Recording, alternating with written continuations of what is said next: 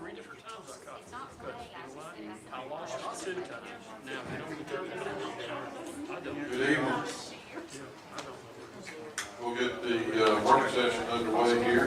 Our regular scheduled council meeting will begin at 6:30.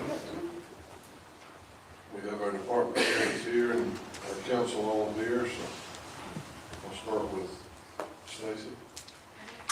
Just what's on the agenda about the court amnesty day. Okay.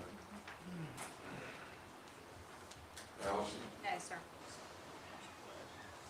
Kelly? I wanted to mention we're using a new purchasing card module in our software, and what we're doing is every week, the previous week's credit card transactions are downloaded into the software and they're pushed out to each department, and during that week the department is coding and attaching the receipts. All the departments are doing great. It's been a great rollout. So I just wanted to mention to the council, when you travel and have receipts, please by the next week get the receipts to us because we'll be processing those. And you can email them, text them, or drop them by. I can get with you. There's an app that a lot of people in the city are using to scan their receipts and email them, and I can get with you and download that app if you want. But if you travel, if you've got a conference on like a Thursday, Friday, please get the receipts to us the next week. Okay, thank you. Brian? Yes, sir. Last council meeting, I was asked a question about where we were on an offer that had been made to Kensington Place for a couple of parcels.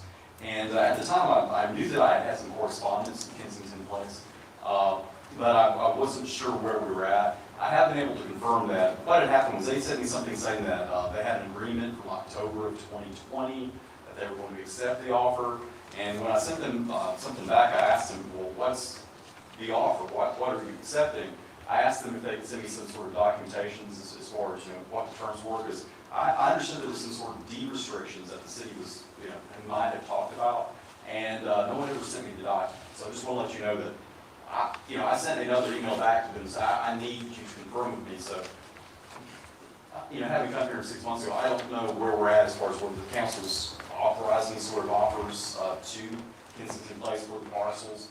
If that's indeed something I need to move forward with, I'll be happy to do it. I just don't have any information on what that agreement was or what the offer was. So there's been nothing written up to this point. And So it was just discussed and it was just a thought. And if that was the case, if the council does want to proceed with that, I'd be happy to take the ball forward and move with it. It's just, I asked them for a little more detail and they just never provided it. So that's where it's been. Sent something back to their contact. They have an attorney, and my hope is to see if the council doesn't want to move forward with that, getting something pulled together to present to. And that would need to be, obviously, I've said it in this open meeting before, it would need to be deed restricted. And we just. Yes, sir. I understand this has been a part of all discussions that the city may have had previous to this. I just don't know the specifics as to those right now. So that's why I was asking them for some input to let me know what it is exactly that they think they're accepting. So I'll pull something together and present it to y'all and show you if it's something that y'all can agree. So is this based on that, is it 18 or 19 or 20 acres? I'm not sure of the exact amount. They gave me 2 parcels, so it's actually 2 portions of property. I don't know the exact size based on the information provided. But I think that's, This was, there was some discussion as far as there being a public park, playground, dog park, walking trails, storm shelter, so it sounds like it's pretty substantial acreage. and parking, some Yes. parking or something that they had several ideas anyway. We would like to know their plans for the property, and I think we could come to terms on how to give that property to their subdivision homeowner association. Yes. Well, the reason I'm asking these questions is because this was brought up with the Park and Rec board. And one of the things that they are requesting is that instead of doing the entire 20 acres, they would like to maybe do 5 acres to leave for the Park and Rec board, because they was discussing about a storm shelter being put up in that area, because for them to have parking, and what they came in and requested, 15 acres should be plenty enough space for them to do whatever they need, but at the same time, the city Most wants of the to have. property is not usable for much of anything other than take walking trails that's along the creek.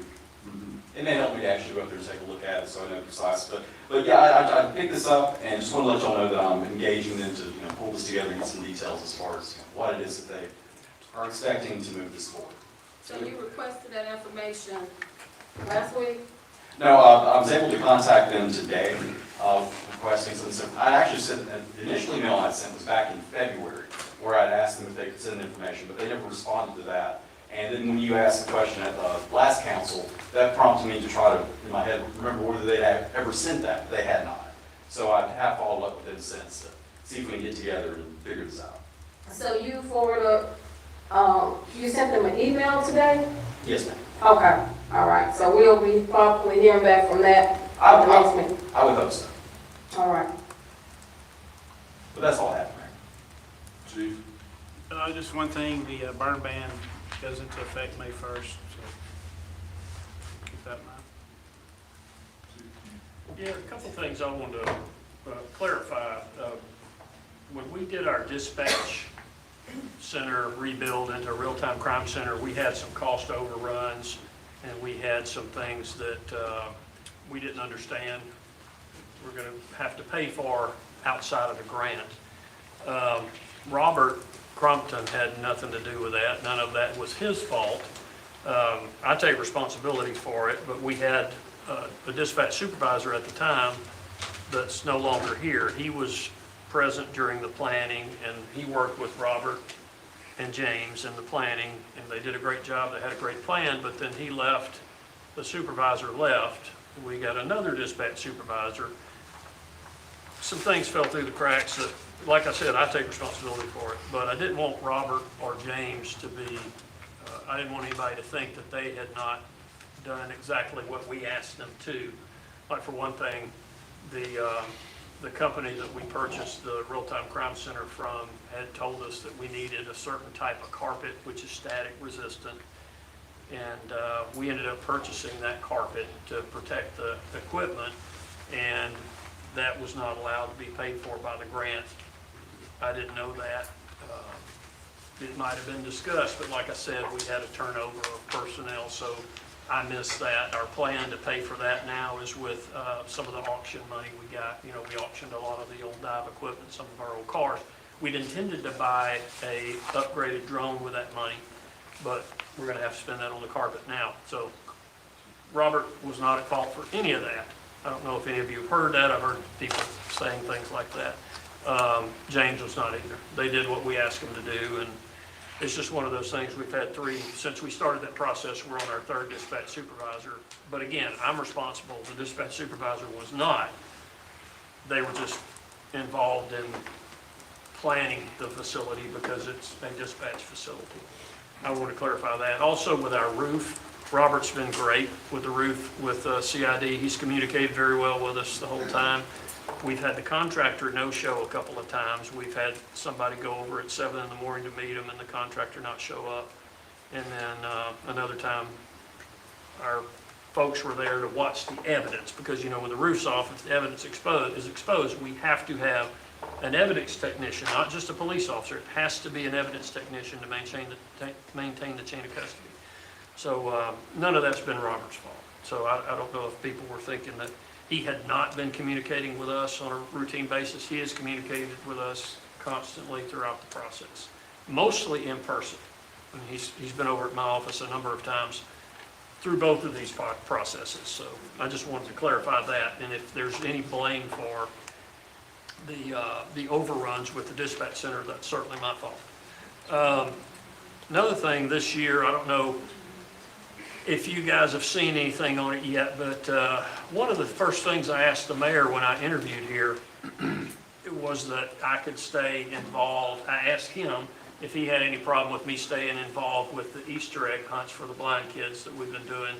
Started with my daughter 20 years ago at the church that the mayor's brother and I go to. This year was the 20th year, and the mayor, obviously, when I asked him about that, he supported it, and he and his son attended the first year I was here when we were building those Easter eggs. So we had 4 of those events, one at the School for the Blind, one at the Helen Keller School, which is for multiply handicapped kids that are blind, deaf blind, and we have eggs that actually vibrate for the kids that are deaf and blind so they can find them.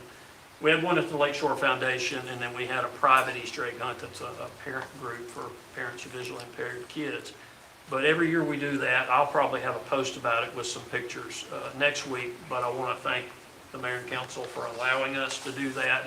They were all over the weekend, but sometimes we build the electronic eggs during the week. You know, we've hosted it here before, and we've had bomb squads from all over the state come. It's a program that is sponsored. We don't have to spend any city money on it. We do spend time. I spend sometimes some of our time building these eggs. But it's all funded by the International Association of Bomb Technicians and Investigators, and it's funded all over the country, and it's been in the UK for a while, but this past year, Canada has now started the program, and they do it in all the provinces of Canada, and that's fascinating to me, and it's humbling because it started with my daughter at North Shelby Baptist Church when she was 2 years old. It's called the Rachel Project, and it's all funded by donated money, and I appreciate you guys allowing me to continue to participate in that. That's all I So, Just this Saturday is the Strawberry Festival. Got a good lineup of bands, got a ton of vendors, great kid zone. We'll probably open a new playground up. The first day that day, it turned out beautifully. They poured the concrete, the ADA concrete going to the playground today, so they got a few more things to finish on that, and that'll be done. No, sir. Kevin, Bill, I don't think so, just that one thing on the agenda. Randy, I don't have anything, sir. James? Just the one item on the agenda. Okay. We'll go down the road here on the council bench, Ms. Gay. Just have another question for our attorney. The status of the railroad easement and any other easements associated with the corridor. That was another one of my questions from last time. Yes, ma'am. I was able to do something with the Jackie as far as easements, and I think that we've got something that should be acceptable to everybody. Also, Bill, that resolution that's on the agenda, would you kind of give us information on that? Because it shows, is that for 70? It should be, all it is we're changing out our street lights from incandescent, actually, I forgot what they are, phosphorus, to LED. And it's, AlDOT requires that for ABCO to change out lights. There's no new lights, it's nothing, it's just a general agreement for them to change out lights, so. Okay, I was just hoping that was traffic lights, 1631 or 1742. Well, 16, I may not have told you, 16 and 31, state did approve that. So, and I've pretty well finished up the design on moving our drive to align with 16. And I've got it over to the traffic engineer for them to do the signal design on it. I hope to, by Tuesday or Wednesday, deliver, so we'll have to get an access permit from Aldot to move our drive. And then they'll do a plan review of the signal and all that. And I'll have, I pretty well got close to numbers to get to Kelly to get you all for budget adjustment for the construction part of it. Great, that is really good news, because it's so hard to get out of that intersection. And my last question is for you, Seth. Are there plans in this year's budget to upgrade the playground and walking path at George Roy Park? No, ma'am, there's nothing in the budget. Okay, now, I asked you about the grants that Governor Ivey announced in November. Did we apply for those, or did we? No, we didn't. We reached out to our grant lady, Connie and I did, Calera. She said she did not apply for those. She said they're very difficult, and there's a lot of stipulation to those, and we better focus on other ones. Well, but as you have noticed, the playground equipment needs replacing in George Roy, correct? There are mothers that homeschool their children, that they take them for, a little recreation there during the day, and they really need some upgrading. Okay. All right, so we'll look into doing that possibly during our next budget. We'll look forward to discussing that. Yeah, we'll get you a plan of a new one with price, what it costs, sure will. Okay. And the walking path. Re-asphalt? Okay. Okay, all right, thank you, that's all I have. Yeah, Chief, is the roof fixed? I seen them working on it, I think last Wednesday, so it still hasn't been completed? No, sir. What about all the paperwork in there? We got it out of the way of the leak? There's nowhere to put it out of the way of the leak. It's uncovered, the evidence is uncovered right now, and the contractor's telling us that they're gonna have it covered tomorrow, so we're very hopeful. Well, I don't think we need to give them no funds till we're completely sure that this roof is fixed 100%. But Mayor, who is the contractor? Is it, that is construction? Pretty sure that's who we've got. I've been on this thing for a long time trying to get it completed. How long do you think we've been on this project? You remember when we started?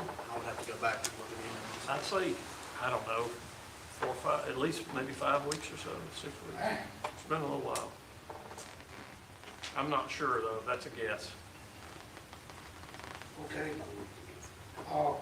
Bill, have you finished the drainage for Main Street? Pretty much. Are we planning on bidding the drainage out, or are we planning on our people doing the drainage? Where are we standing with it? I would bid it out. That's gonna be- Bid it out? Yeah, because it's gonna be, I think, rough numbers, it's gonna be about 35,000 yards of dirt to bring that up. And then to all the pipe, it's gonna be about 300 feet of pipe, and then inlet structures, like I said, about 35,000 yards of dirt, so it'll have to be bid. Yeah, we Or when are you planning on bidding it out? I wasn't gonna bid it, I was not gonna advertise for bids until we have money. So if you put it in the next, budget, we'd advertise it at that point. So, but I've So got, can you give us a ballpark price of what you think it will be? today, Not today. yeah. Next time, the next Yeah. next meeting. Let's wait and discuss that at budget time. And, have us some numbers that we can, look at. Yeah. The real numbers. I know that you need to coordinate that with the new road. Yeah, I've taken into account some of the new road part, yes. Okay. Yeah, and some of those numbers, so. Yeah, but I'll have, definitely by the time we get ready to sit down and talk budgets, you'll have numbers, broke down numbers of That's dirt. not very far off. Yeah. What about the update on the paving that exit 228? I tried to call him today and see where they're at. I don't actually was asking about a permit, but I was gonna ask him about doing that. So I sent Alan an email. They've got a PO out to do work to make that better. Now, he did make it clear that it's not gonna be a complete meal resurface, but they do have a PO out to get some work done to help that. So, That's all I have. Kevin? Yes, sir. Thank you. I want to go back to that conversation that we were just talking about that property over in Kensington. I'm going to make sure that it's noted in the minutes that I'm asking for us to consider, instead of doing the entire property, if we want to give it to the home association, that we leave some property out for future growth, for the city to be able to put a storm shelter up in that area on the north side of town, because it's definitely needed. Instead of doing the entire property, if it's 20 acres, maybe we look at saving 5, if not 5, 3. I mean, just something bigger enough, where if we do decide to put a storm shelter up on that area, we'll have it. Because if they come in and you give it to their home association, they can be just for their homes that lives out there. Instead of, for the community, for the city, especially if we have the property and we own it. I think that would be a smart move for us to do that. And also, I was downtown on Main Street, and I was noticing some of the buildings downtown have, the power box have been put on the building. But there's one particular one that I didn't see a box on. Can someone explain that? The building next to the bank, where they're selling their own building. I was looking back there behind that building, and I don't see any power on that building. I guess you can ask Dennis what's wrong, what's up with the power. He owns the building, don't you? Which building? The pizza building, when you face it next to Linda's old place, Yes. there's a building there that does not have power on it. Right. Why, what's going on with that? Well, the initial drawing has, the meter going there. I can't hear you. Can you hear me? I can hear you better now. Yeah, the initial drawing has a meter going there. But Jackie, if I'm not mistaken, I think there was 2 or 3 subsequent drawings possibly. We weren't part of the meetings for that.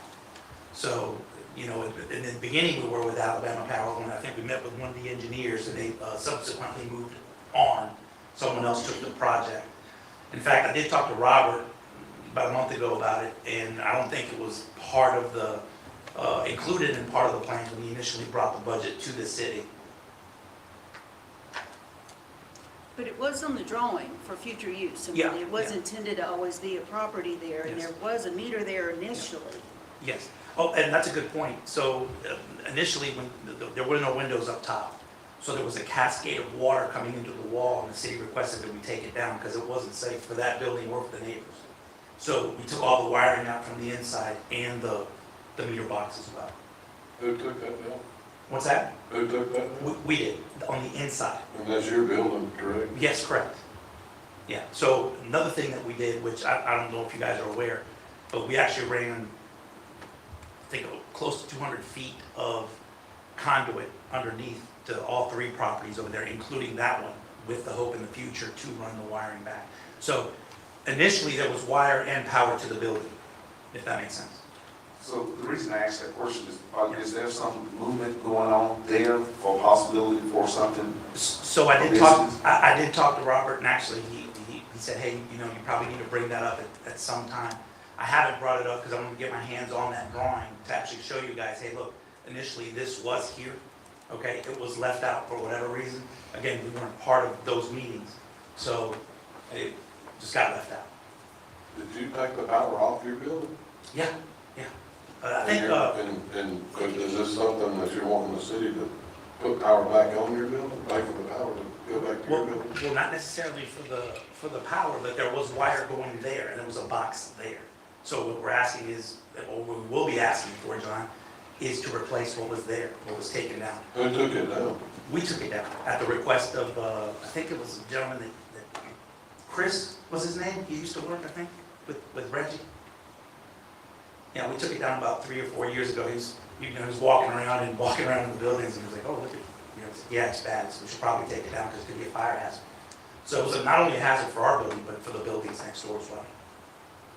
So I don't think it, from my understanding, the latest engineering drawings that were done by a third party, it's Jackson Renfro, I would know. that the city uses, is that right? For the election. Had no electrical on that building. The original, Said the owner at the time had taken the power off, so, that's why it wasn't priced and it wasn't quoted, because it never, to Robert's knowledge, Robert said that the building didn't have power on it. It wasn't something that was, it wasn't us taking and reinstalling something that we took away. well, we took it away at your request. So we took it down. Obviously, the hope is to at least have what we had there originally. We're not asking for you to, to bring the service into the building. That's not what the request is. Yeah, but it's $15,000 or $20,000 that you're asking to pay, the word is that I got. Well, John, I haven't got any word. You got word, but not me. Yeah, are you willing to pay for the power? Would they put back to the building? So, That's something that the engineer, it wasn't on there when the engineer did the drawings and all the other buildings were laid out. so let me repeat that one more time. Initially, they were there. So we have copies of that drawing, correct? Of the initial one. But in subsequent meetings that we were not a part of, they were removed. Why, I don't know. They wouldn't have been removed if I would have been part of the meeting. So we're not asking for anything new. In fact, I'm not even asking for anything. I haven't presented anything. I wanted to grab the drawings first. Right? And now you're telling me it's 15,000. I think it was some number and, people talk outside of the city, and then the word comes back, hey, Yeah. Dennis is gonna ask you to put power back on his building. I said, who's responsible for that? I don't think the city and the taxpayers should pay to put power on your building. So An upgraded power service or we're not putting wire power run or service, anything. but that's what was there to begin with. And at your request, we removed it. Right? I didn't request that. Well, Chris doesn't work for me, or he didn't work for me. No, to my knowledge, nobody's requested any, for you to take power off your building and do without power. Yeah, I was told specifically that it was unsafe, that I should take it down, absolutely. And we said yes.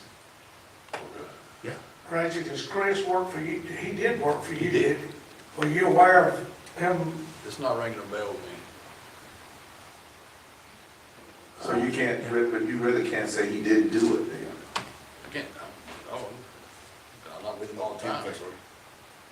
Yeah, he was just in the area and, hey, what are you guys doing? And looking inside the building and stuff. And, hey, this is unsafe. And it was correct, it was unsafe.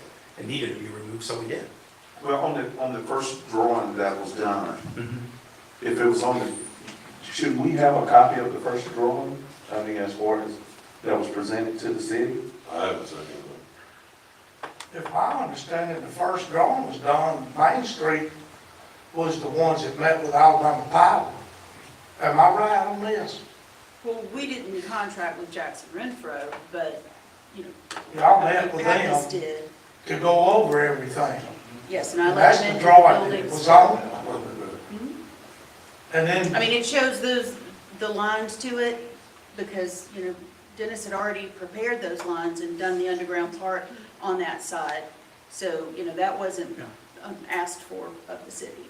That was already prepared. But it was drawn to where the new meter would go. I think it was because that building is currently vacant, But there are other vacant buildings whose meters were replaced.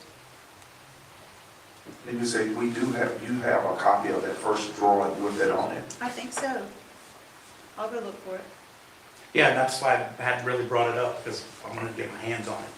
I don't think it's a city drawing, something they may come up with. I've never seen it done.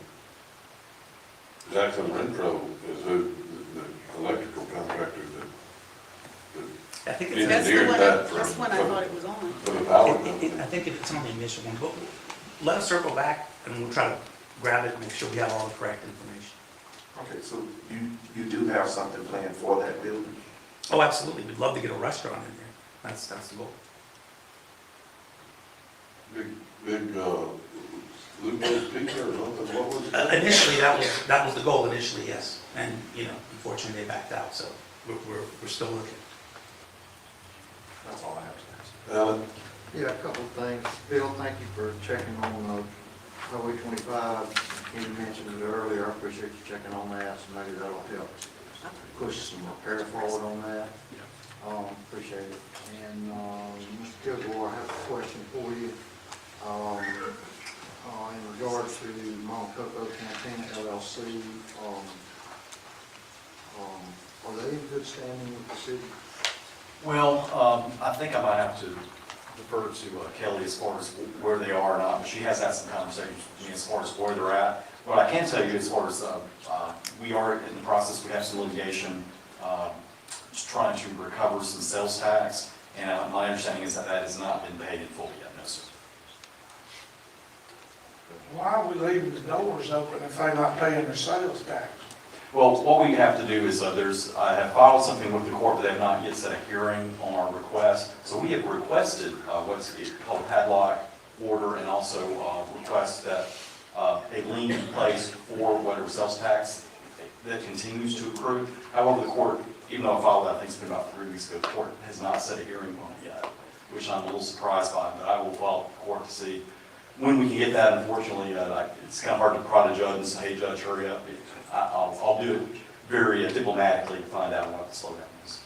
Well, I appreciate that, and council members want to be aware that they are on the agenda tonight for special events licensing. And I have a problem with that.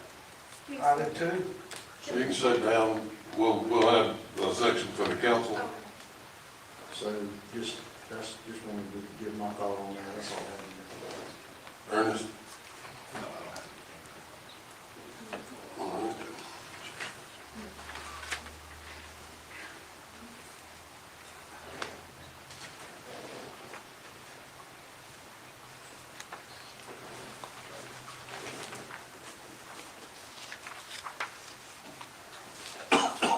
Jackie, you want to talk to us on Main Street? We got about 10 minutes. Sure, I just have two little things.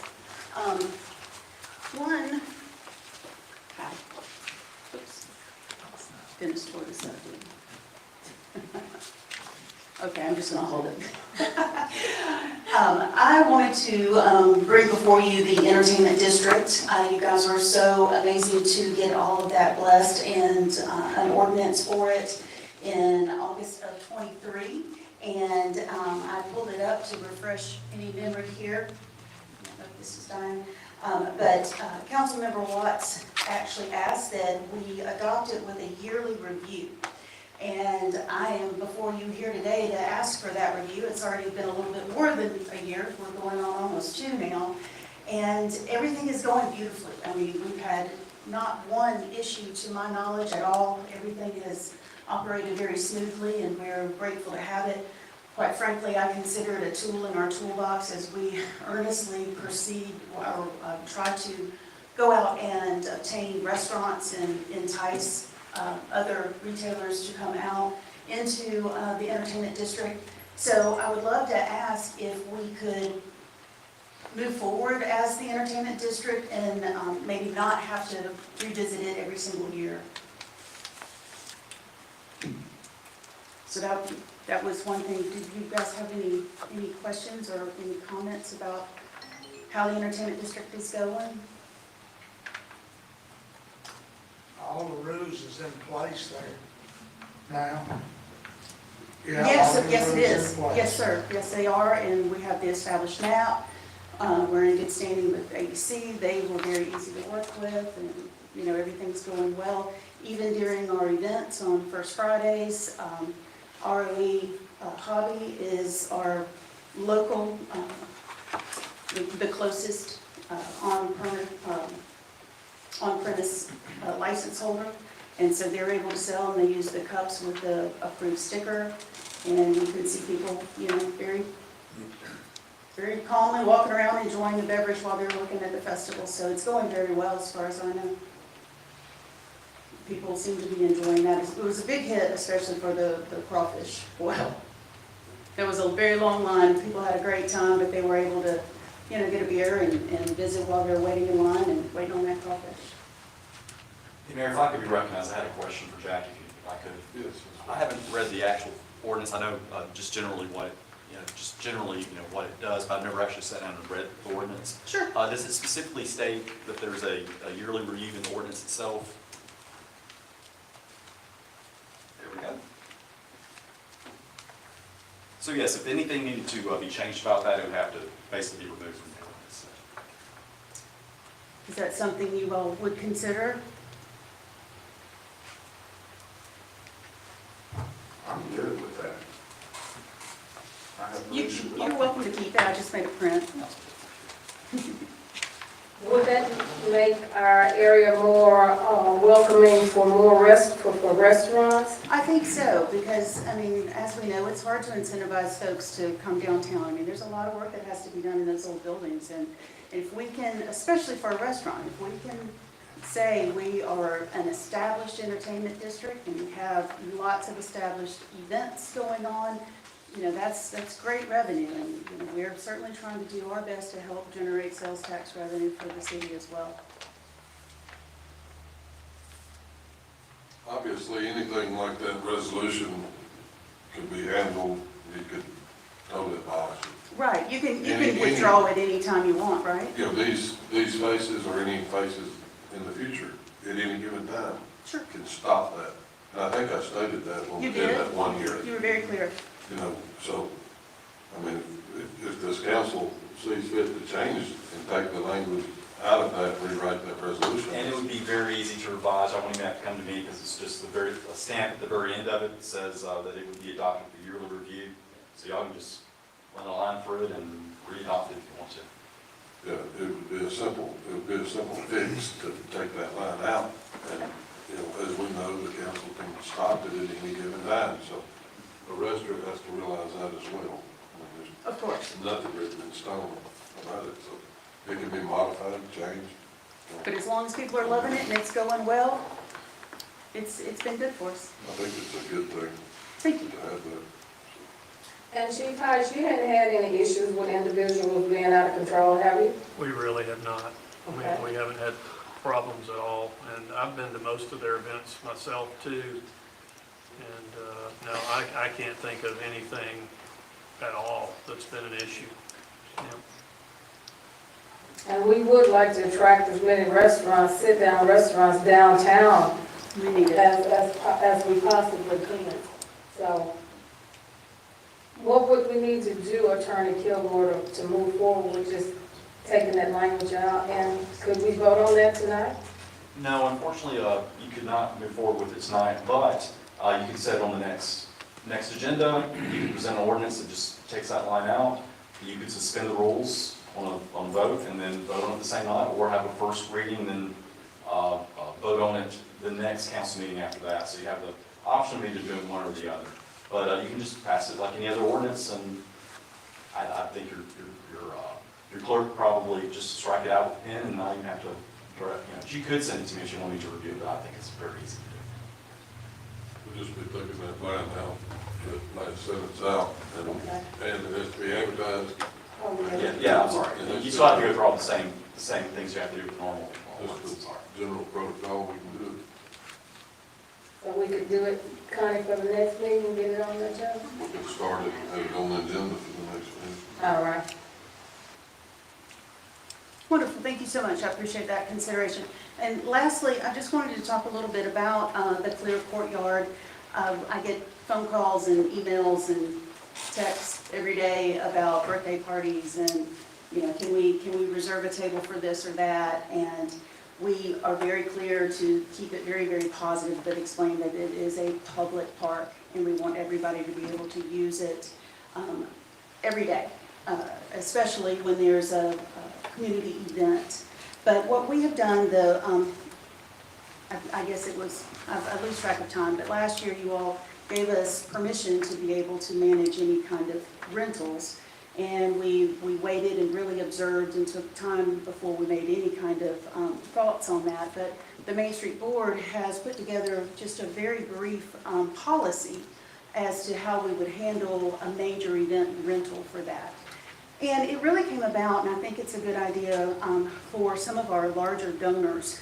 And when I say major rental, I'm talking about, you know, at first we'd said maybe a wedding, but that may not be as practical as a corporate event.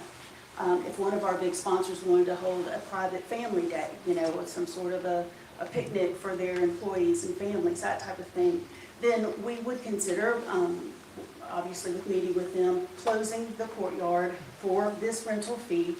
And we would work it like a Main Street event. There would be an employee there who would handle the logistics that were necessary with the city if a road closure was necessary, with alerting you know, the community through social media and signage and whatever that it was closed for a private event.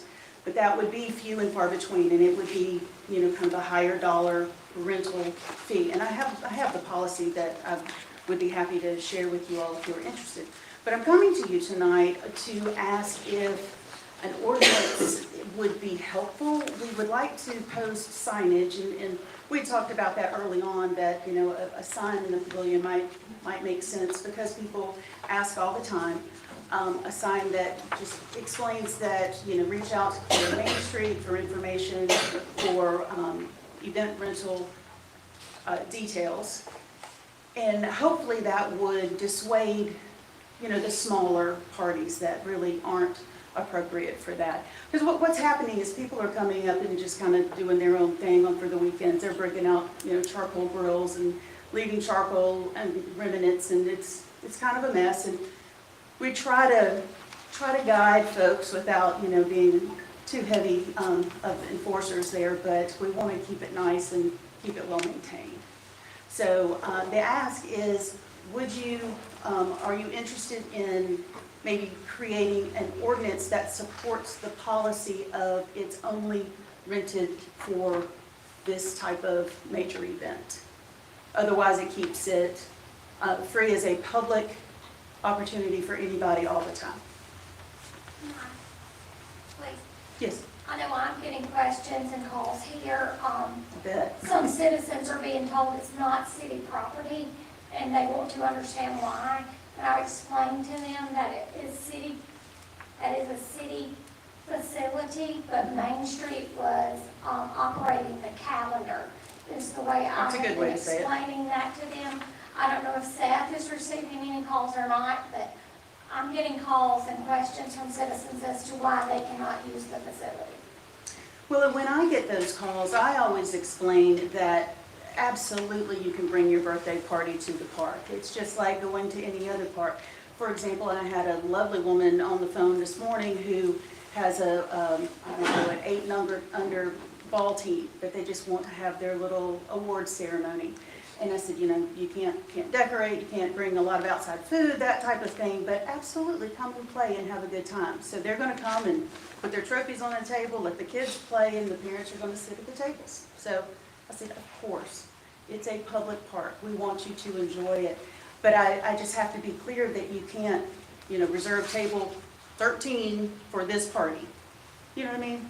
Because it gets really, I mean, nobody knows better probably than Seth's department of trying to coordinate pavilions all over the city.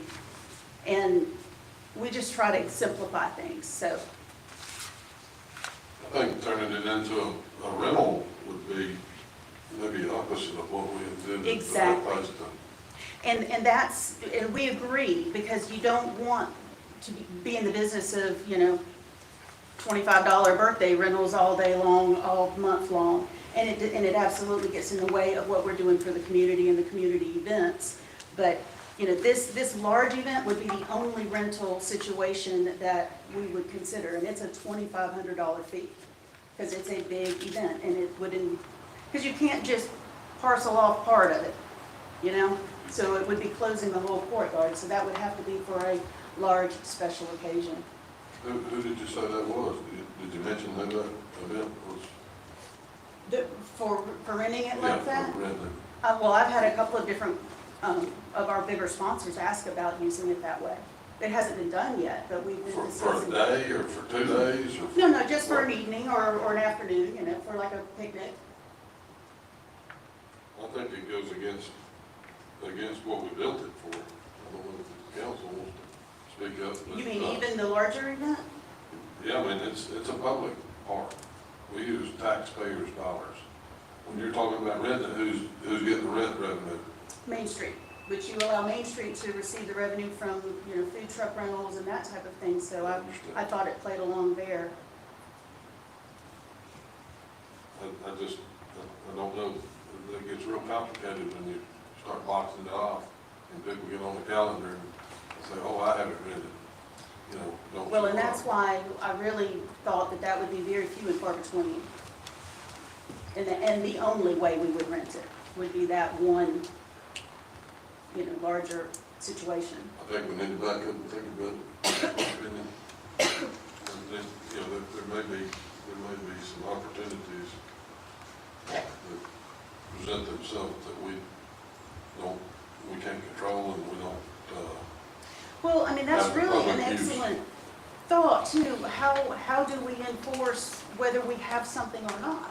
You know, and that's been tough for us because, you know, if you see people having a birthday party, you know, do we run out and say, oh, no, you can't do that, and then we're the heavy, because it is a public park. So I guess we need some guidance on how you as a city would like us to attempt to maintain it to the They best of our are ability. bringing the grills out there. They are. We have pictures of charcoal left all over the concrete from this past weekend. and you don't want that. No, If you've got a of course not. restaurant there.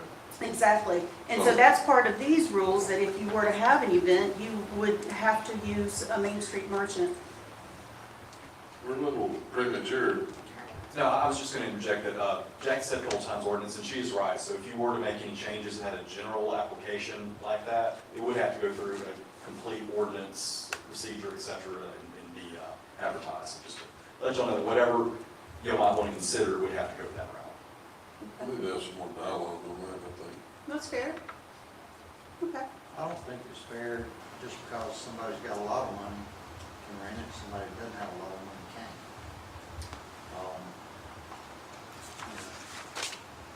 It's a public park. Right. And we don't refuse anybody's attendance and enjoyment of the public park. We just don't want them, you know, to bring in grills and deface the property. That's really what we're Signage controlling. take care of that. No, I don't hear that that's what you're asking. You're asking to rent it for $2,500 for half a day. But that is in lieu of all those other things. That kind of confirms that we can't rent it for the smaller things. That this would be the only situation that we would allow a reservation for. I don't know if that's the right way to handle it. Okay. Well, I would love your thoughts on it. I know we're over time. Can we discuss this further at another time? We'll get on with this. Okay, thank you. Open this up. Calvin, if you don't mind.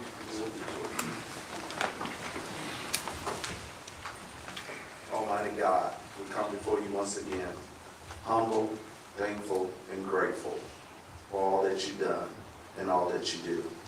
We ask that you watch over us as we have this meeting tonight. Lord God, we pray for our city. We pray for those that are workers, that works here. Lord God, we just pray for the entire world. Lord, we ask that you please, God, forgive us of the things that we come short of your glory. Lord God, because we all are saved by your grace and your mercy. Lord God, so as we make decisions, I pray and I ask that you be the head of all decisions that we make. Lord God, we love you and we trust you. We believe in you and we give it back to you. In Jesus' name we pray. Amen. To the flag of the United States of America, to the republic for which it stands, one nation, under God, indivisible, with liberty and justice for all.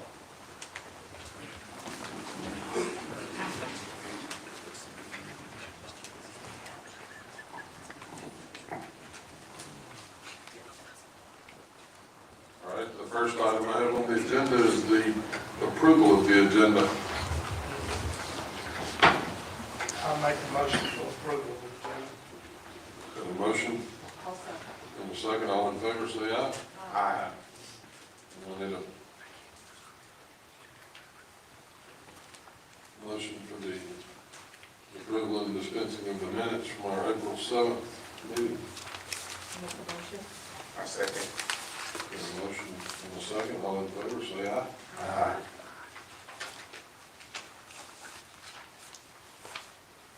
All right, Chief, you gonna swear in a new officer? Yes, sir.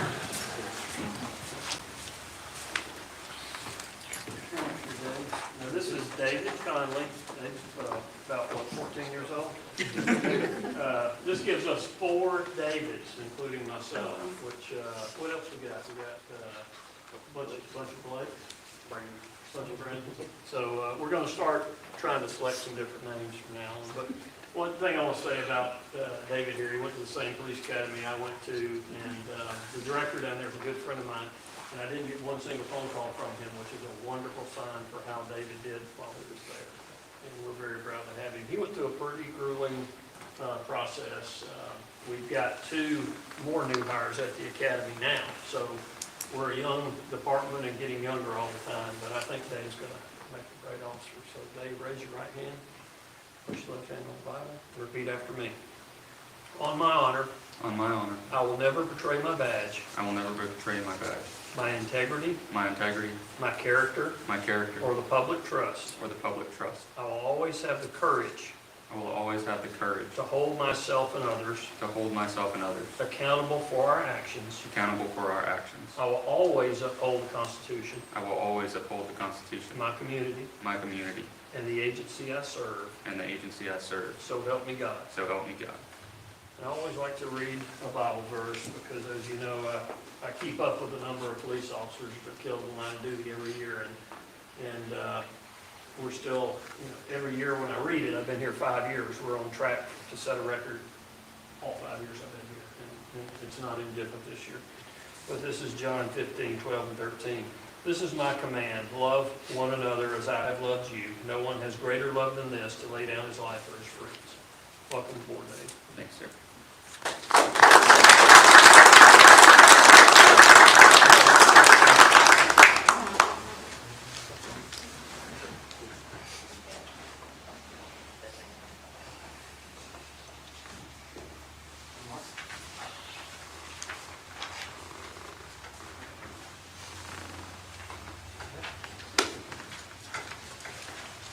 Still me, right? Yes, sir. Okay. I had to make myself notes on this, and this is the 3rd set of notes I made. I lost the first 2, which is not unusual if you talk to anybody in my office. But we hired J.J. Reach a while back. J.J. was with Jefferson County, and he ran their sex offender program, and he has been an unbelievable addition to our department as an investigator. First as an SRO, now as an investigator. And I want to read a few things that he has educated me on that have to do with the sex offender registry and how those are handled in Shelby County and in Calera. During a recent internal audit of our sex offender notification program, we discovered several ways that we can make our system better.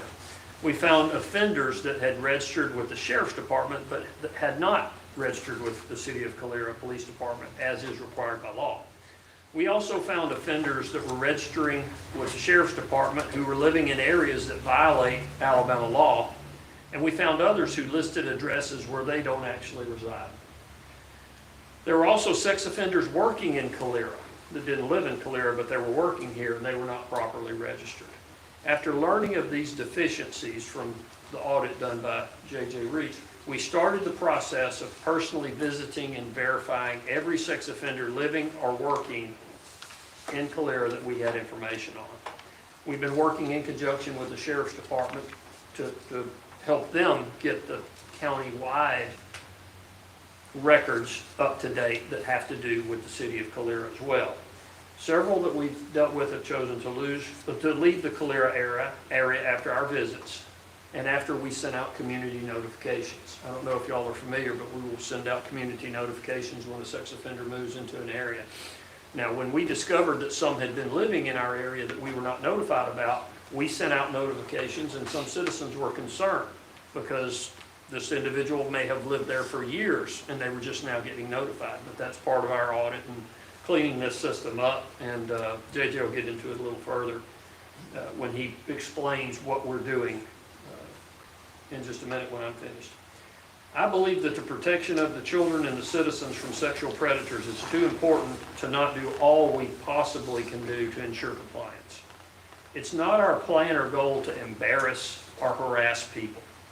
Prior offenders who are complying with the law are not going to be bothered at all. As long as they're in compliance, that's fine. We plan to find and hold accountable those that are not complying with the law.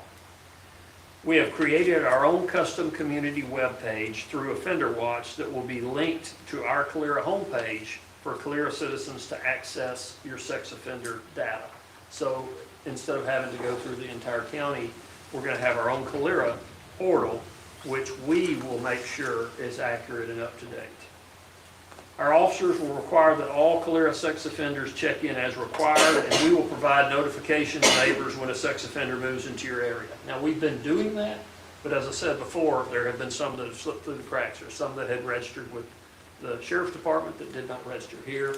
We had some inaccurate information that we got from the Sheriff's Department. One individual had listed his home address as Walmart. And I called the manager of Walmart, and they certainly don't want a sex offender living there, so we've taken care of that problem. But we had others that were had been deceased for years that were still on the list, and if you looked on Offender Watch, you would think that this sex offender lived in your neighborhood, but we have a few that have been deceased for years. We also plan to visit and verify in person that our sex offenders are compliant. We've got a plan for doing that. We're not going to get into details about it because the visits aren't going to be announced. They're going to be surprise visits. Any that we cannot locate will be immediately turned over to the U.S. Marshal Service for apprehension. We've got several that have not been in compliance that JJ has found already, and we have gone to the district attorney's office requesting felony warrants for their arrest. And again, we're not trying to harass people, but if we have people that are sex offenders in our area that are not in compliance, we intend to really get a handle on this. And it's not that we weren't doing what the law required before, it's that there's a lot more that can be done than just the bare minimum. So what I'd like to do now is I'd like to get JJ to show you the portal that we now have available for our citizens.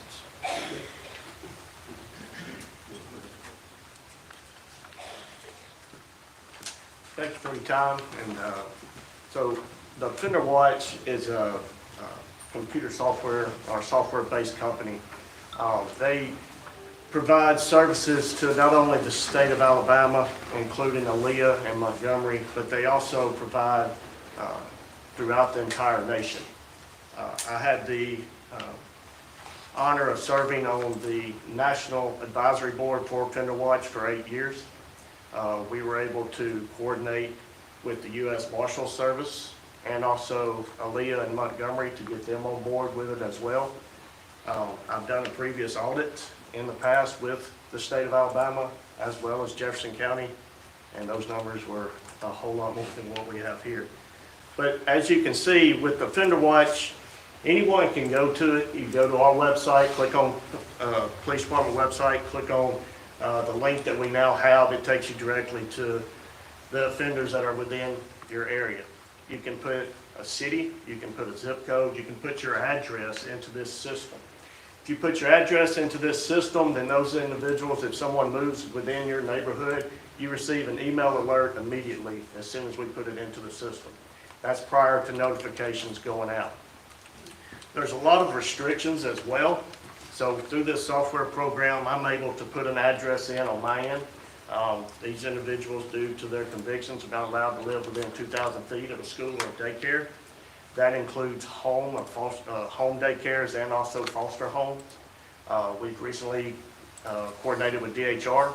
We've got an updated foster home list and home daycare list from them that has been submitted to update our system as well through Offender Watch and through what DHR provided us. These individuals, again, aren't allowed to live within 2,000 feet, and that's how property line to property line, how the crow flies, and this system takes care of every bit of that for us. We're also able to put in and send out notifications through this system. When you send them a basic email, and they take care of all of our notifications. The good part now is when the notifications go out, it has our city emblem on it, and it represents our police department and the work that we do. We're a unique city because prior to this portal, it would take you just to Shelby County's website and their portal. However, we have individuals within Chilton County that are sex offenders that are within our corporate city limits. The definition of the law, it is complex, but the corporate city limits relies on if they receive city services. So they may not be technically in the city of Calera, but they receive city services, then they're required to register with the chief of police of Calera. And so we have educated all of these individuals. Every time they register and every time we go to a home to make a visit, that's a felony investigation. If you've got an individual who's been convicted of a certain crime, he's not allowed to live with children. If we go to that home and there's a child there, or there's evidence of that, then a felony investigation is conducted to see if that child can reside there or not due to his conviction. There's a whole lot more complexity to the law, but these individuals are required to come in and register every 3 months, whether they move or not. It's called a quarterly registration. If they leave the city, they're required to notify us of their move. They have 3 business days. If they move into the city, they're required to notify us within 3 business days. If they decide to go to the beach for a weekend, they are required to come in and fill out a travel permit. And I could go on and on. There is a lot to the law. Fortunately, we're able to provide all of this for our citizens now through this portal and through this website. And anybody can sign up for it. You can even, if you go on vacation and you're going to another location, you can put in that address and it'll pull up the offenders within that area as well. And just to give you an idea of the numbers that we have, if you go to our website, we have what's called active sex offenders. We have 23, all right? 23 sex offenders that are active means that full community notifications apply. They're not allowed to live within 2,000 feet of school, daycare, and they are public notifications, and they're on our website. Then you have 7 that is what's called inactive. They're required to register, but the community notifications do not apply to them. Through our audit, I found 3 individuals that was on a website that I have confirmed are deceased. We have 2 individuals that are located that's currently incarcerated, both of them on additional child pornography cases. And then also, we keep up, and if someone registered with us previously and they've now relocated somewhere else, we still keep up and maintain that. They're listed as out of area. Therefore, if someone needs information on them down the road, they can access our information through this system, and we've got every bit of the information in there, including what they were convicted of, the age of the victim, their case action summary, where it took place, what year. They're required to register social media with us as well, email addresses, phone numbers. Everything that they're required to do is a felony investigation if they fail to do so. Does anybody have any questions? I want to say I appreciate the work that you've done and the whole department have done to keep our citizens safe. Yes, ma'am. Thank you. I just have one. Yes, sir. Those regulations, you may have said that and I didn't catch it, but those, all the regulations and requirements that you just mentioned, and those for the whole state of Alabama or Clear had it on? No, that is strictly the state of Alabama. Yes. The SORNA Act, which is the Sex Offender Registration Notification Act. Okay. Yes, sir. One more thing I want to point out too is that this is very labor intensive, as you can imagine. And our criminal investigative division is shorthanded and they're working their tails off and doing some great stuff. So they brought this up and started doing this themselves. But we've had this discussion before. If we don't do everything we can do and a child is assaulted, I mean, just doing the bare minimum required to be in compliance with what the state requires is not enough, and I think you would agree. So we intend to do this, and we intend to, we're gonna get help for the Criminal Investigations Division. We've got some ideas about how we're gonna utilize some of our other people to assist with this, but we think this is very important. And I appreciate JJ because he sat down with me and educated me on this because I didn't understand it very well at all. And I don't think any of us here at the PD did, but he's done a fantastic job. And we're blessed to have somebody with his background and expertise in this because, like I said, hopefully nothing will ever happen, but heaven forbid we don't do everything we do and a child is assaulted. Thank you. Thank you. On the agenda, we have resolution 2025-25. This is the adoption of police policies like we've done in the past. This is an item that would be unanimous consent. So if I hear a motion for unanimous consent, Over unanimous consent. a motion for unanimous consent, got a second? I'll need to do a roll call. Ernest? Yes. Alan? Yes. Kevin? Yes. Yes. Yes. Yes. Yes, That's a yes on all of us. Now I need a motion to adopt. I motion to adopt. I second. Got a motion and a second. All in favor, say aye. Aye. Did I handle that one right this time? I think so. Okay. Resolution 2025-26 is the State Department of Transportation. You heard Bill talk about that, about roadway lighting. It's an agreement that they make us aware of and we have to adopt for something as simple as changing an old high-pressure sodium light into a new LED light, correct? Do I hear a motion to adopt that? I move that we adopt it. I second. Got a motion and a second. All in favor, say aye. Aye. All right, the next item on the agenda is the state ABC board application by Mama Coco LLC. And I know Jessica's here and got up to speak earlier, so. Are there any questions from this council? You want to hear anything from Jessica? She's here. She offered to speak earlier. Yes, I was going to, I'm definitely going to speak. Hello. I'll just hold it.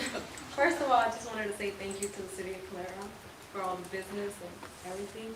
And we did want to apologize about the sales tax. The ones that he mentioned earlier that went over to the lawyers, those ones got paid for already. And we just had a recent one that Randy told me a check just bounced, like a most recent one. I haven't received that notice in the mail yet, so I was just waiting on it to go and pay it. There was a certified letter signed for by your business on March 31st regarding it. March 31st. The recent one, the most recent taxes? A letter was sent out on the 26th, and your business signed for it on March 31st. Okay, I'll get on top of that tomorrow. But I wasn't aware of it. I was out of town, sorry. But I'll get on top of that tomorrow morning, and the ones that did get sent out, the ones that were really backed up, those ones got paid for. And we just wanted to ask if we would be able to do part of the first Friday and the special events. So I think, Alan, that may have answered your question about the standing. And we had mentioned something like that. It's not cleared up. That's correct. I propose that this be delayed until everything's cleared up. That's a fair thing. Really, it's up to you. You would, if you do delay it, you would also have to set for a public hearing as well, just to let you know as far as extra timing, so it wouldn't be something, I don't think quickly he set for the next, maybe he can't follow. I'd turn it over to The you. ABC board really wants you to either deny or approve. We gotta deny it, whether we can make a motion to, But if we don't do a motion and allow her the opportunity to clear it up, and she can bring it back, then would that be sufficient? I don't know the answer to that off the top of my head. I've never had one denied in my career, so I don't know if you can simply resubmit it. I hate to shoot from the hip on that. I would have to let you know. Unfortunately, I don't know the answer to that off the top of my head. this item to be tabled, correct? Well, I think technically, yes, no action was taken. I don't know that the state bar board had, that the ABC has anything that's a strict rule that states that it's automatically being denied or can't be heard if you try to table it. So I think your best avenue would be to table it as opposed to an up or down vote. But unfortunately, I hate to say this, but I'm just not as well versed on the effects of a negative, of a denial tonight and how that affects whether or not they can come back. Sometimes the denial requires 6 months for a reapproach. Sometimes, I'm not sure on this one. As far as this particular special event permit with ABC, it was for all the first Fridays, so let's say that it doesn't make it for May. And I have no idea about that legality about bringing it back up, but the permit was for 5 first Fridays. So if she misses May and everything were to get cleared up and you consider her in good standing, could it potentially be available for June, July, and August? The only other hiccup that we have is that the city's not issued a business license pending them being short or not good with their taxes. So at the moment, they don't have a business license, and basically it kind of feeds itself where until this is resolved, there won't be a business license. So if you approve, then you also have to have this. So that's also a hurdle. So there's some homework that needs to be done. Are you hearing that? Do you understand that? Yeah, I wasn't aware. And you need a business license. And they have approached the city for the business. They're not. The problem was they just were in arrears and they were not being issued like that. I understand.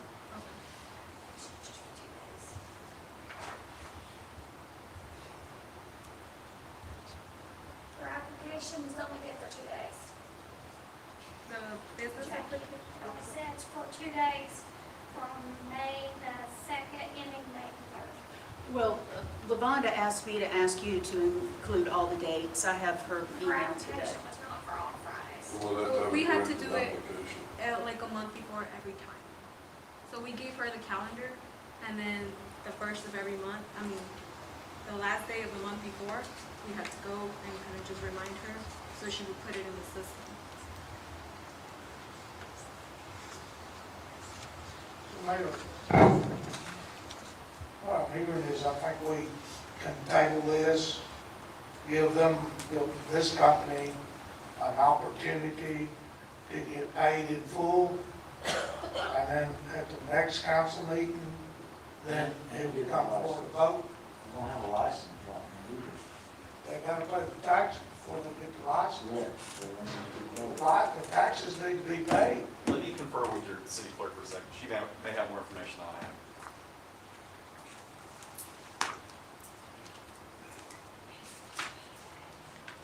Kelly, a question. How long has these taxes been due? This particular one, I gave you all the letter you have in front of you, and it gives you the dates when the letter was mailed. It shows, I got a copy of the certified mail where they received it and signed for it on the 31st. And then you see the letter that was sent with the dates.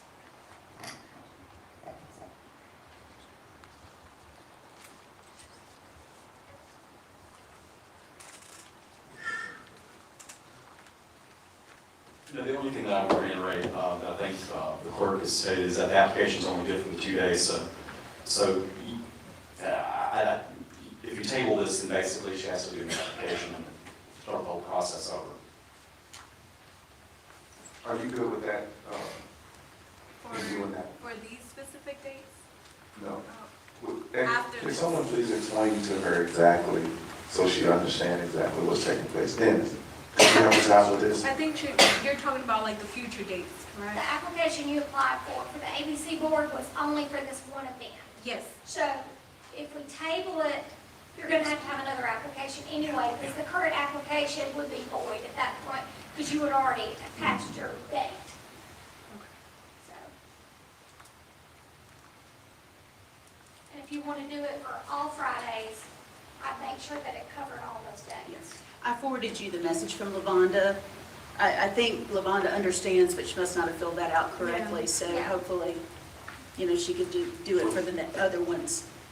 In itself, this is, tabling this, Yeah, it's gonna be past those dates anyway, so. Yeah.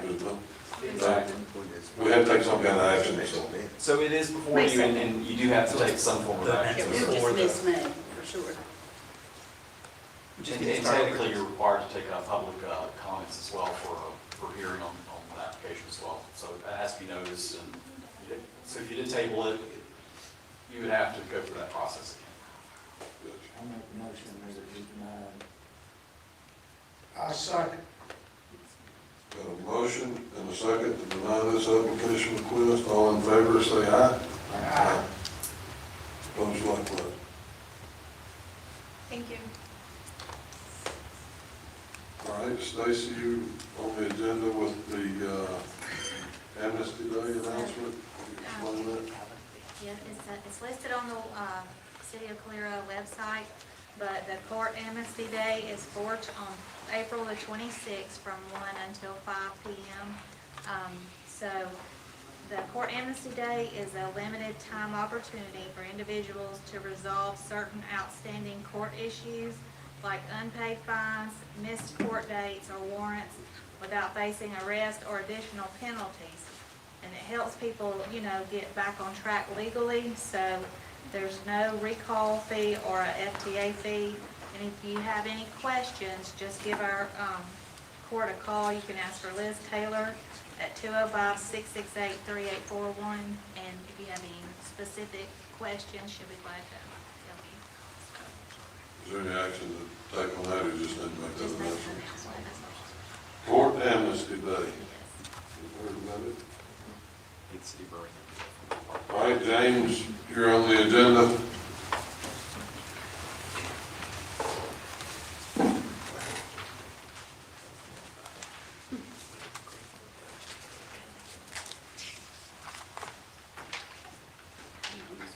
Sorry, it's a long walk.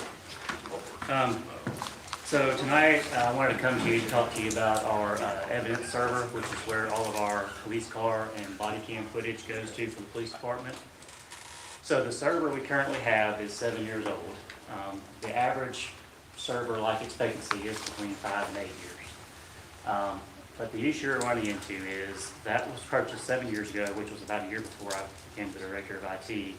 And when it was spec'd out, it was spec'd out for the amount of car cameras and body cams that we had at the time, and not preparing for the double that amount that we have now. So the issue we're running into with our current server is one, space, which we've been able to add some space to the server to kind of help it last longer. But the issue we're running into now is what we call input-output, which basically is kind of like if you're sitting there and you're revving your car engine and it's redlining all the time, eventually you're going to start causing damage. And we're about to be at that point. So the problem is it just can't handle the amount of video that comes in and out. Now, another issue that we have is that the car cameras that we have 38 cars currently in service. 30 of them are on this older system. The 8 new cars that we have are on the new Axon system that I've talked to you guys about before that's cloud-based. The current system that we have 30 cars. We're downloading approximately 2,300 videos a month onto that server. And that's a massive amount of videos. I mean, some of those videos can be an hour, hour and a half long at 4K quality. So, that's very large files. So my recommendation would be to kind of circumvent the issue is, again, we're starting to phase these out. Another issue we have is 2 years ago, WatchGuard, the company that we use, got bought out by Motorola. When they bought them out, they discontinued all service on those car cameras. So we've been making do by when we replace a car, we keep those spare parts, in case one of our stuff breaks because we can't order anything else. So a lot of back and forth conversations, a lot of discussions with Chief and his administrative staff, and we feel like the best option would be Motorola has given us the ability to, they will come in and reprogram our existing 30 car cameras that are on that old system and put them into their cloud environment.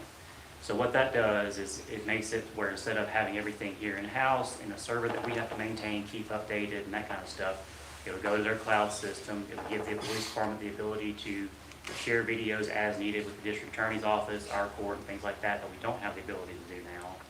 And it's the most cost-effective option.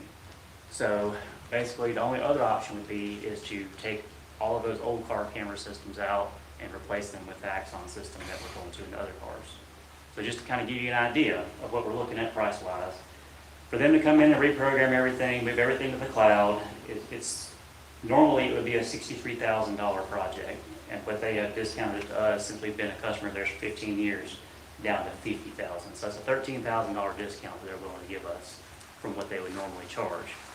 That would be what we would pay this year, and then, Chief and I talked about, as they replace cars, we would be able to reduce the licensing on that, so our per year charge would go down with them as we replace new cars in the new system.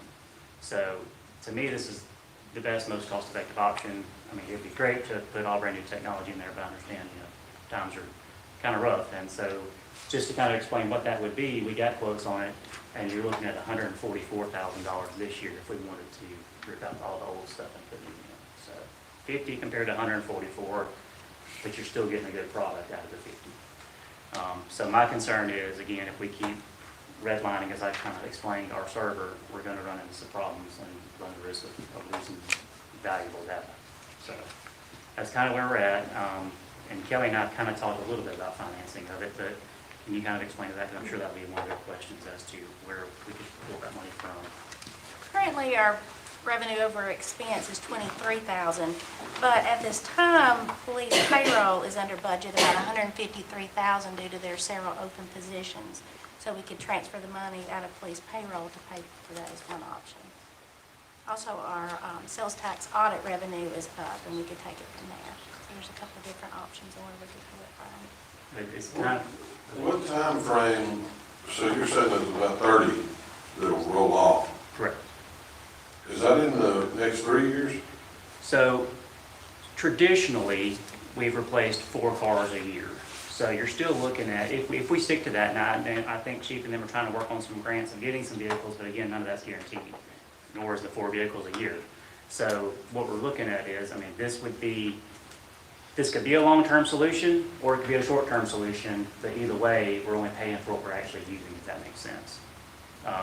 Because let's say we replace 4 cars this coming year, then we can reduce the number of licensing that we pay each year back to 26 licenses next year, and then 22 or whatever. Or if we were to get a grant, we get 8 cars this coming year, we could reduce that licensing from 30 to 22. So it's kind of, you're only paying for what you're using, essentially, if that makes sense. They call it video as a service, and so that's kind of how they're doing it, which that's pretty much how all police evidence is going now is cloud-based. But the 50,000 covers them reprogramming everything, getting us on their, software and everything set up. So that's out the door at $50,900. James has made, we kind of put him through the ringer on this, and we came up with, I asked him to come up with additional options. I asked him to call them back and just because I needed the bottom line on everything, because, the Axon system is what we all want. That's the state of the art, and what we've been doing is going 4 cars a year. And we were hoping that the WatchGuard system would survive while we made the transition. And I guess that was a bit of a gamble, but the other side of that is if the initial outlay, if we would have transferred all of the cars to Axon all at once, it would have been a huge expense. And we were trying to piecemeal it a little bit as we got new cars in, and that was a decision we made. And one thing I think is important to mention is, right now, we're what's called on-prem or on-premise, which means that we have a server physically at the police department. One benefit of us going to this cloud environment is all the data backing up is done by them. And so I've talked to our backup company that we use to back up all of our servers for the city. And if we were to get rid of the WatchGuard server and put it all in the cloud, we could reduce the size of our backup system by half, which would save us about $1,000 a month there. So that would make up almost $12,000 a year by doing that. So that is another kind of, I try to bring you at least some kind of cost savings when I'm asking for money, but that's kind of what we're looking at there too. So it will help in that aspect as And well. I don't think you mentioned the question I had asked you. If our server crashed, we lose our data. We lose body cam data, which could be disastrous for us. So we do back it up, but the problem you run into is, you know, if we could have the data that we still have, but the cars, they have small computers inside of them, basically with a kind of like a VCR, with DVR is what we call them, but they can only hold so much data. So when Chief asked me the question of, well, okay, if the server went down, how long would it take it to get back up? Their answer was about 3 months. Well, those cars would probably hold about 3 shifts. So at that point, we wouldn't be able to record anything else. So, you know, and to me, that's a gigantic liability because you're looking at, you know, we've had, you know, video from homicides and things like that we've had to have record, and I don't want to put us in a situation of not being able to record something. Well, and the other side of that too is when our officers do something wrong, we use that video as well to hold ourselves accountable, which I think is very important to the citizens of Calera. So we need that both ways to protect us from, you know, because 99% of the accusations of wrongdoing are not valid. Some are valid and need to be acted on. So it's very important that we keep the system working. And like I said, I put James through the ringer on this, trying to come up with different solutions for it. So I have a couple of questions. How long would it take for all of everything to get converted over? Setting up the actual cloud environment would not take that long for them to do. It would involve them scheduling a technician to come down here, and they would have to actually put hands on all 30 vehicles and reprogram them. So part of that would be just getting them down here. I think they said it would be 3 to 4 weeks to get a technician down here to do it. And then the other part of it would just be the actual data migration part of it.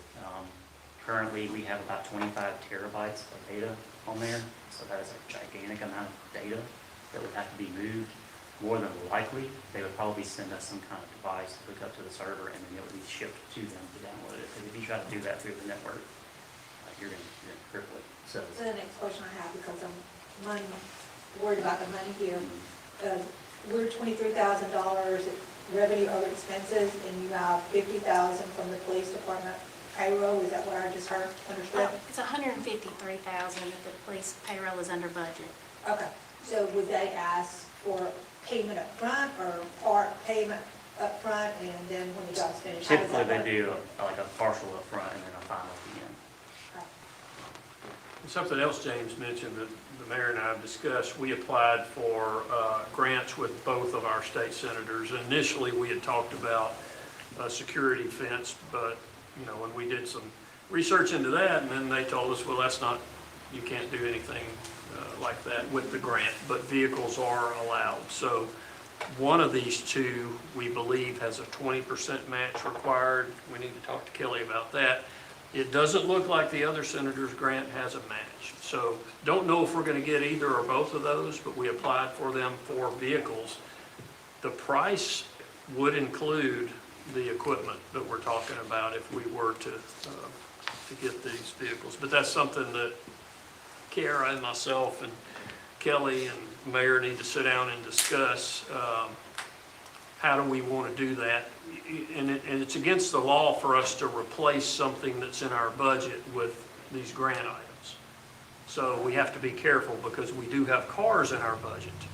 So it's illegal to get something from a grant and then not, like if we were going to buy 5 cars next year, we get the grant, now we don't buy the 5 cars, that's illegal. We can't do that. So there may be other ways we can talk about, like possibly reducing the number that we buy with our budget to cover the 20% match if we end up getting these grants for these cars from the 2 senators. I don't know. That's something I'd like to discuss further with Kelly. I have one question. The cost per vehicle is roughly how much? So per year, you're looking at $895 for the car license and $695 for the body cam. And so what that includes is unlimited data storage in the cloud environment and then a user essentially. So like the officers to review that video have to have a user license to log in and be able to access it. So that includes all that. So Are you talking about the hardware? Yeah, I'm talking about. Oh, it's a say, purchase. For instance, if we wanted to try to budget replacements I see. over and above the car purchases, like you said, we get 4 cars this year. Uh-huh. You know, if we're able to budget 2 more cars to convert them ahead of schedule. Sure. It, with Axon, I would have to quote that out, because a lot of times, like, if you're quoting 2 versus 4, they give you a better price on 4. Sure. I can get you that. We've got that Something we can information look in at the in office. budget. Right. And that's kind of where we're at To here. move that faster. Right, and that's kind of where we're at, Right. is trying to make sure that we're good for now. And like I said, like I was kind of explaining to the chief, this is a great short-term solution, but it's still a good long-term solution if it has to be. So, because, you know, it's, ideally, it would be great to have all new equipment. I mean, but we also have to be realistic too, so. But this will work temporary, but it'd also work if we had to use it for a long term. Because even once we replace all of our fleet with Axon, we're still going to have a license with Motorola to be able to view our old video. Because we still have to have that for different retention that the state requires. But if we have 30 vehicles operating and can't get parts for that equipment, that can catch up with you. That is, you're right, that is a problem. And that's kind of why, you know, I said it's a good solution. It's not the best. The best solution would be replacing everything. But we also have to be, you know, mindful of budget. That's what I was talking about, trying to move that Sure. faster than just the 4 per year. What we've been doing is trying to save money, and we'll pull that watch guard equipment out of the old cars when we get the new ones every year. Keep that as spares and put that in other cars as they break. So we've been, you know, trying to do that to save money, you know, for the city. And the watch guard system's not a bad system, but this Axon system, I think you guys may remember the presentation we made when we first went to that. This is state of the art. It has a lot of capabilities, a lot of safety features for the officers, like dispatch can patch into the camera at will. You know, if an officer's shot and down and you can't get in touch with them, the dispatchers can pull it up. There's a lot of advantages safety-wise, and this is state of the art. This is what Hoover has. This is what the cities with the best equipment have, the same system that we're going to. Yeah, actually, Homeland Security just did a study, I think, 2 years ago, and they compared Axon to what Motorola has now, which is what used to be WatchGuard, and another company, I think it's who Melina uses. But Motorola, who, like I said, bought WatchGuard, finished dead fast. So that's kind of, and Axon was number 1. And the difference in service is, there's no Yeah. comparison. So, like I said, the best solution would be to, you know, rip them all out and have Axon in there, but realistically, that's just not gonna happen. But I want y'all to understand something, though. Even the way we are now, we're not in bad shape. I mean, you guys, you know, historically, before I got here, have gotten good equipment for the department. So there are a lot of departments in a lot worse shape than we are, and the way we've been transitioning has been working. Just the possibility of losing the data is something that, you know, James brought up, and he makes a good point about it. Yeah, I mean, like I said, the decision's ultimately yours, but we just want y'all to be aware of what we're looking at. Right now, you know, we can definitely make it until time to migrate over, but it needs to be addressed soon, because, you know, I don't want further damage to be happening and y'all not be able to do it. I believe you have brought us a good solution, and I've been talking about this a good bit, and Chief's not talking about it, so Kelly has given us an option on the money to make a budget adjustment. It's a pretty simple thing that we understand how that works, so, you know, we would move forward by motion to allow James to upgrade. If anybody on the council needs to make that motion, just I'll make the motion. I'll second. get a motion and a second to march down this avenue with this upgraded server and bring you a budget adjustment. All in favor, say aye. Aye. Opposed, like the Thank you very much. thank you for working on it. As usual, I always like your solution. But he put a lot of work You're, into this. He you're did. bringing us a good solution with some options. He did. That's all I have on my agenda. Make a motion to adjourn.